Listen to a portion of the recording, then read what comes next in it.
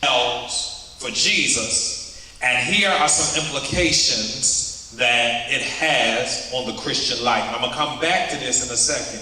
The scars for Thomas showed him that life was possible beyond dead places. The scars showed that life was possible beyond dead places. Let me say it one more time. The scars showed that life was possible dead places. That implication is true not just in Jesus' life, but that same implication is true even life is possible beyond dead places. I don't know what dead places you have in your life. I'm just trying to encourage you tonight.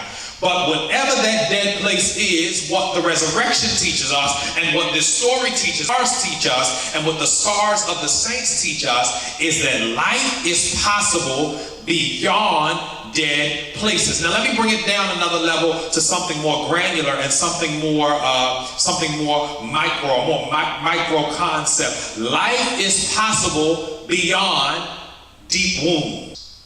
Life is possible beyond difficult injuries. Life is possible beyond, watch this, experiences meant to kill me. Experiences that made me bleed. Life is possible beyond, watch this, infected wounds. Because scars, again, are a sign that we are not in the same place we were in our lives. Our scars tell a story. I want a few of you tonight who can hear me to jot down in the comments just some of your scars. Those who don't mind being transparent, just jot down a scar that you may have. Nothing too off the hook, but because we want to preserve your personal business. But drop a comment. What's one of your scars? Just I want us to participate as best we distracted. We're gonna press our way on through this, and we'll call them again tomorrow. I'll call later tomorrow. All right? We're gonna work through it. All right? Life is possible beyond deep wounds. Drop a scar. Drop a scar. I want to read some of these tonight. I want to speak individually to as many people as I can and hopefully empower you for what is next. All right? All right? The loss of a child is a scar. All right? That's a good one because that's literal death. So there might be someone who's watching tonight whose child has passed away, who's lost a child. At any juncture of life, whether it was, during the birthing process, whether it was in utero, whether it was as a young child, a teenager, an adult, wherever on life's spectrum in terms of time that falls, that's a scar. Right? All right? Another one, a cheating husband. Right? So that's a wound. All right? Thank you for being transparent. See, I rock with that because that's part of what we're supposed to do, and I'm going to get to that in a second. You're telling your story. So the scars from that created a wound, which now, because she's able to be open about it, obviously it's a scar. That makes you question yourself. Am I good enough? What did I do to deserve this? Why doesn't he love me? Right? How am I inadequate? All right? All right, let's see. What else?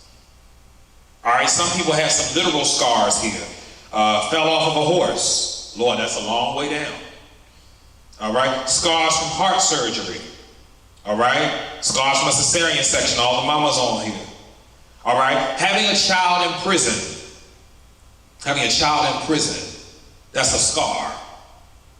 Not being able to see your child every day. Not being able to talk to your child. Us have been betrayed. Every single one of us have struggled, have been betrayed, have experienced something like that from a friend or family member. So that hurts. That hurts. How about this one? My dad didn't love me. Wow. That's loaded right there.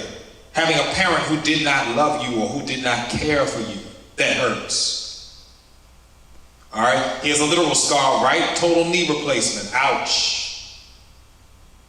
Here's one. A close girlfriend stole money from me, made it hard to open up and trust other friends.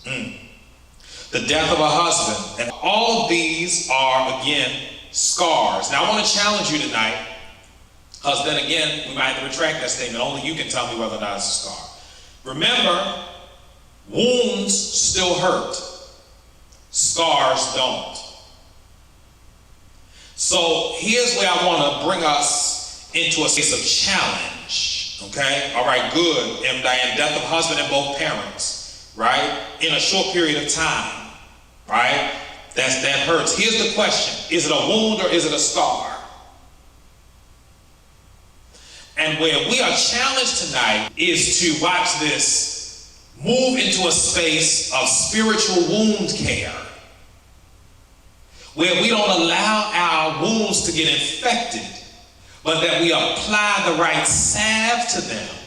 Our spiritual neosporin, our spiritual bacitracin ointment, right? Where we apply the right salve to them so that they can heal up, close up, and not cause us so much pain. So some of these things that you all have on the feed tonight are wound and not scars.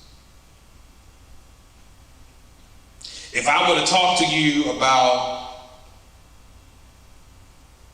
let me call a couple of them, losing your child, and this doesn't necessarily mean this applies to the ladies on the line. If I were to ask you about losing your child, if that still brings you to a place of deep pain, it might still be a wound and not a scar. Because scars don't hurt. It's a fact of life. If I press on this finger right now, if I press on that little gash mark on my forehead, it does not hurt. It's just there as a reminder. There are some things that are in areas of your body or areas, watch this, of your spirit man, your spirit woman, for the ladies, that are laying there that, watch this, you can't apply a salve to them and have clothes on over top of it. One of the worst is, it's a good example, but it's not a clean example. If you think about a bed sore, right? Being at home has its value because you can expose your bottom at home, right? You can't walk around like that in public. If you think about literally having to put some ointment on, you need some loose fitting clothes. You got to be at home to take care of that. God is challenging us tonight. Perhaps being in your own space allows you to deal with some of these wounds that you think you're healed from.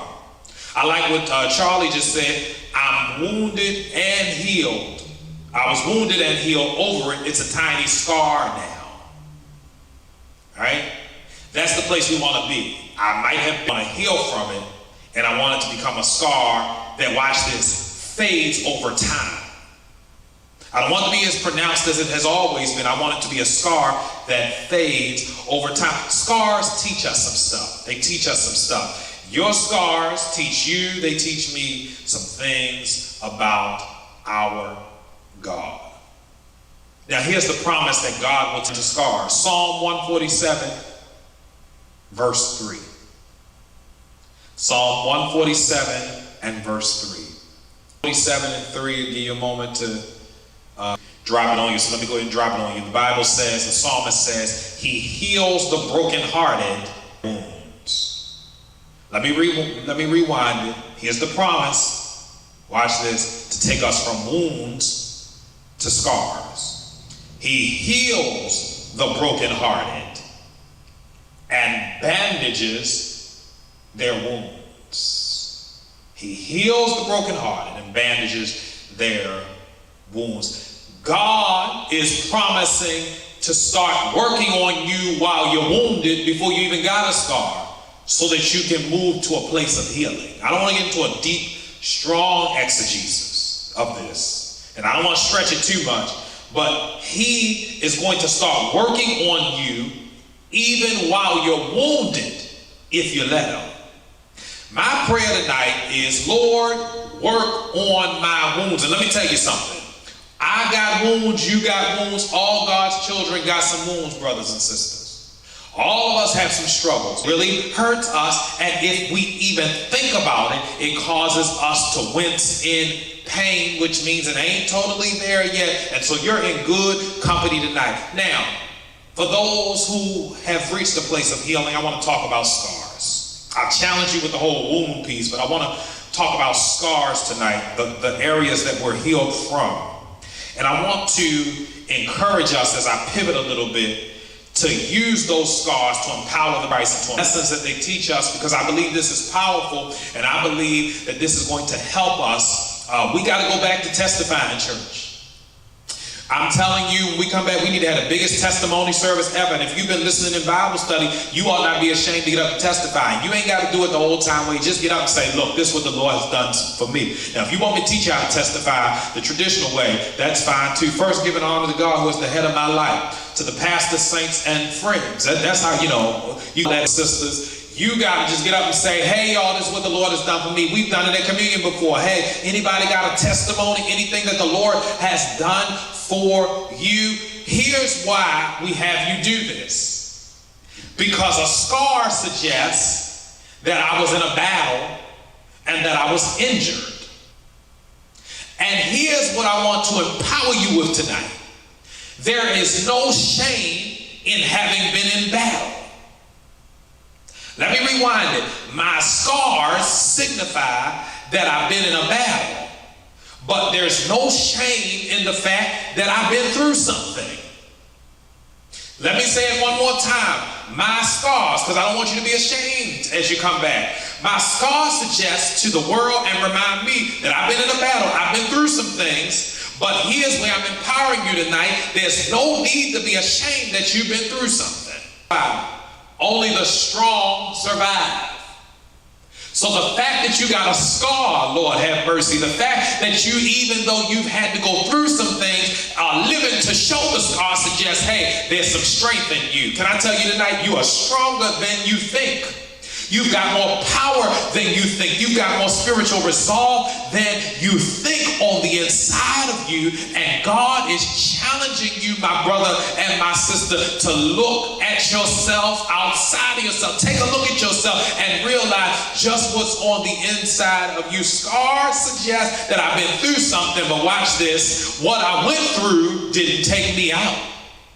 Scars suggest that my scars tells the story of the fact that God has kept me, that he's keeping me, and that, watch this, I'm still in process, because if I wasn't in process, he would have let the stuff kill me. But since he didn't let the stuff kill me, watch this, he still has something for me, purpose for me beyond my wounds, beyond my scars, beyond my difficulty, beyond my difficult time, beyond my hard time, beyond my downtime, beyond my imprisoned time. God still has purpose for me. Church, God has a purpose for you. God has a purpose for you, and your scar, watch this, is a testimony of the goodness of the Lord, of the greatness of the Lord, of the faithfulness of God, and no weapon formed against me shall be able to prosper. That's what your scars show. I need you to show them, somebody, that healing is possible. And so, by Jeannie sharing her story, and Charlotte sharing her story, and Mother Smith sharing her story, and Ursula sharing her story, and Sasha sharing her story, and Nadine sharing her story, and all these people, Charlie, all these folks who have shared their stories tonight. I hope I ain't leaving nobody out, because I'm trying to shout out my participants tonight. By all of these people sharing their stories, it helps somebody else know who is wounded that I don't have to stay wounded. I can move to a place of healing. You are not the first to go through what you've been through. And let me tell you something. You won't be the last, brother or sister. You and I, there's nothing new under the sun. You and I are going to struggle, and there's at least one person who's been through what we've been through. Are you with me? hope that's making sense tonight. I am at a place of healing. All right? Having that right is healed. It might not, I know I'm 80, 75, 80 years old. I know I ain't as quick as I used to be, but guess what? This don't feel nothing like, right? The wound has been healed. That's why you show it. You show it to show somebody the possibilities of healing, right? Here's another one. My scar shows me, watch this, that I am stronger than the thing that tried to injure me. I'm just give you a second to absorb that. My scar shows I am stronger than the thing that tried to injure me. You know, the enemy is a mighty man, and one of the things he gloats in is what he feels are his victories. So when he hits us with something, this is where the devil gets it wrong. He thinks he's got the victory. When the reality is, I have not lost because you hit me. I lose when I lay down and I don't get back up.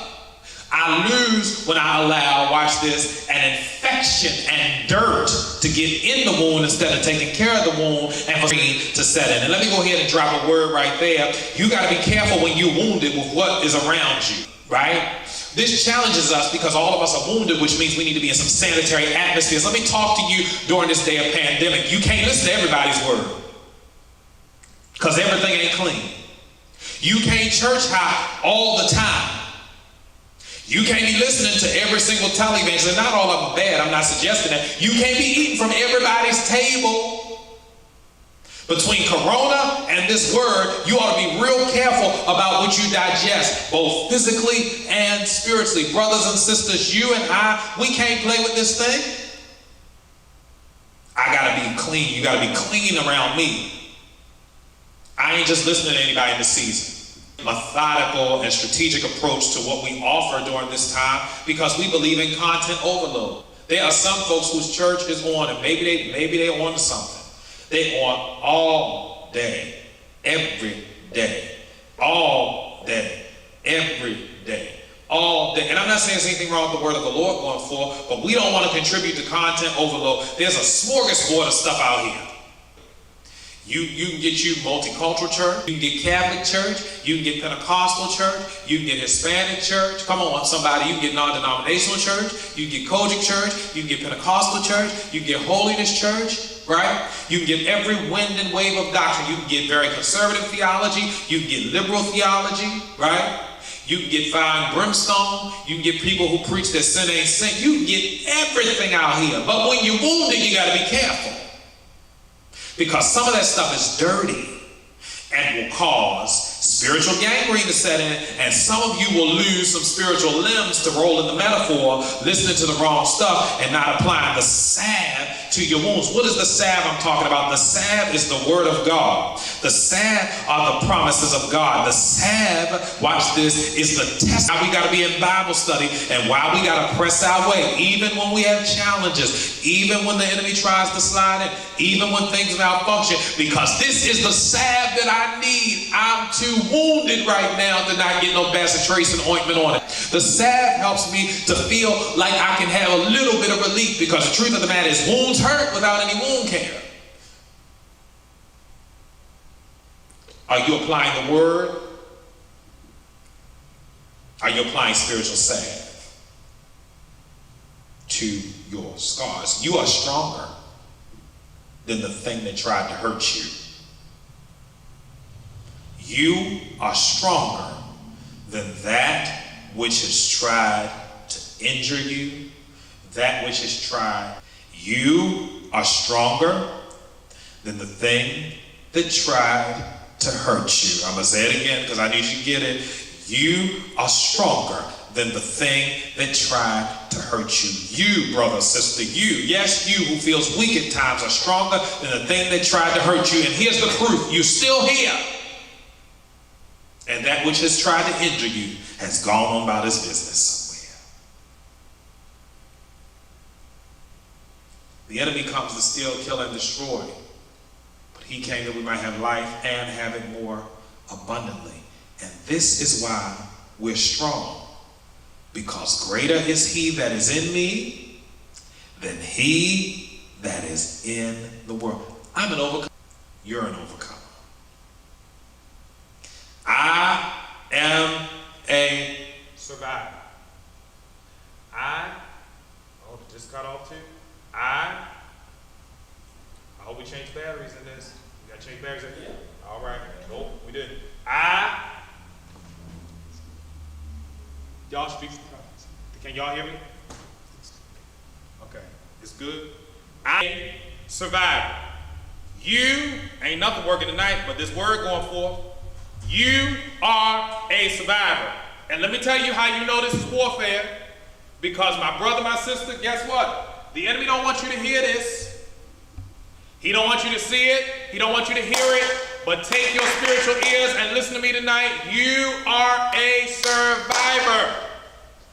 In other words, you made it through what was trying to hold you back, what was trying to knock you off the face of the earth. You are a survivor. So hold your head up, your chest out. I don't care how many scars you got. I don't care if you got scars all over your face.